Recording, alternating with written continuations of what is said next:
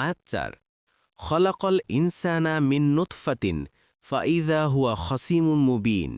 অনুবাদ, তিনি শুক্র হতে মানুষ সৃষ্টি করেছেন, অথচ দেখুন সে প্রকাশ্য বিতণ্ডাকারী। তাফসির ১ শানুকিতি বলেন, এ আয়াতে আল্লাহ বলেছেন যে তিনি শুক্র থেকে মানুষ সৃষ্টি করেছেন। সে শুক্র হচ্ছে পুরুষ ও মহিলার সম্মিলিত বীর্য। অন্য আয়াতে আল্লাহ বলেন, আমরা তো মানুষকে সৃষ্টি করেছি মিলিত শুক্রবিন্দু হতে, অর্থাৎ পুরুষ ও মহিলার বীর্যের সম্মিশ্রণে। এটা জানার পর আরও একটি জিনিস জানা দরকার, তা হচ্ছে অন্যত্র আল্লাহ জানিয়েছেন যে বীর্য সেটির একটি বের হয় পিঠ থেকে, সেটি পুরুষের শুক্র, অপরটি বের হয় বুকের ওপরের পাঁজর থেকে, সেটি মহিলার শুক্র। আল্লাহ বলেন, অতপর মানুষ যেন চিন্তা করে দেখে তাকে কি থেকে সৃষ্টি করা হয়েছে। তাকে সৃষ্টি করা হয়েছে সবেগে স্থলিত পানি হতে। এটা নির্গত হয় মেরুদণ্ড ও পিঞ্জরাস্থির মধ্য থেকে। ২ নং ফুটনোটের বিবরণ।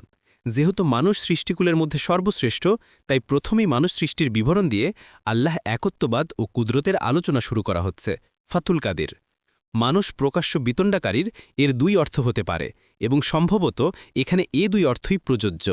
একটি অর্থ হচ্ছে মহান আল্লাহ একটি তুচ্ছ শুক্রবিন্দু থেকে এমন মানুষ তৈরি করেছেন যে বিতর্ক ও যুক্তি প্রদর্শন করার যোগ্যতা রাখে এবং নিজের বক্তব্য ও দাবির পক্ষে সাক্ষ্য প্রমাণ পেশ করতে পারে। কুর্তুবী।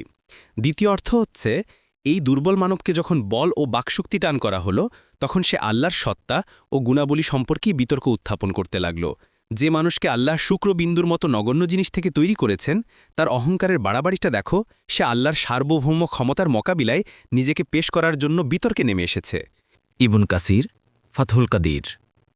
সে হিসাবে মানুষকে এ মর্মে সতর্ক করে দেয়া হচ্ছে, বড় বড় বলে আওড়ানোর আগে নিজের সত্তার দিকে একবার তাকাও। কোন আকারে, কোথা থেকে বের হয়ে তুমি কোথায় এসে পৌঁছেছ?